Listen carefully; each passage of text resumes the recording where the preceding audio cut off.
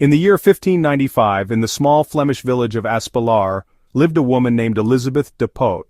She was not rich, nor powerful, nor educated.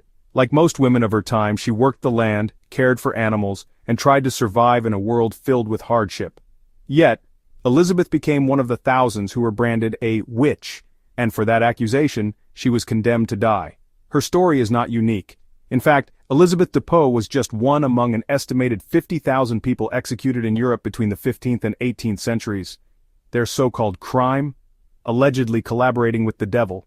But in truth, these executions served a darker purpose. They were designed to spread terror, forcing ordinary people into obedience to their rulers and the church. Most of the victims were not strange outsiders, but ordinary village women accused by their own neighbors. About 80% of them were female. The majority were poor, uneducated peasants, often widows or farmers' wives. They were illiterate, powerless, and without protection in a society where authority was absolute. Witch hunts gave rulers and clergy a frighteningly effective tool.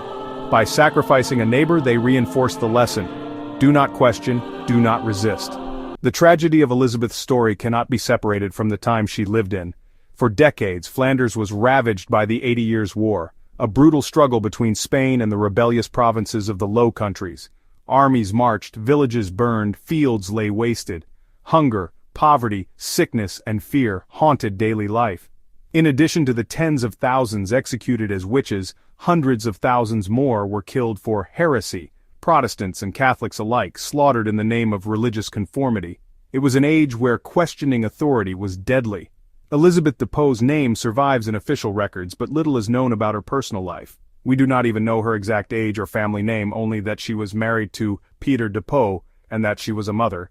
We also know that she was accused of sorcery, dragged before local authorities, and died during the trial, her neck broken by the devil.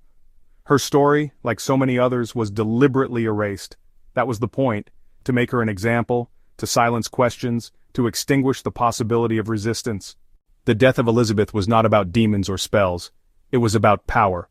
By destroying women like her, rulers reminded entire communities that they too could be accused, that no one was safe if they dared to step outside the rules.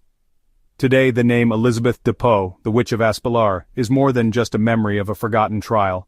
She stands for the countless nameless women and men whose lives were stolen, victims of fear, manipulation, and authoritarian control. Her story is a warning how easily a society in crisis can turn against its weakest, how fear can be used to make ordinary people accept cruelty without asking questions. Elisabeth De Pot was just one woman, but in remembering her, we remember the tens of thousands silenced beside her, not witches, not heretics, simply human beings, killed to keep others in power.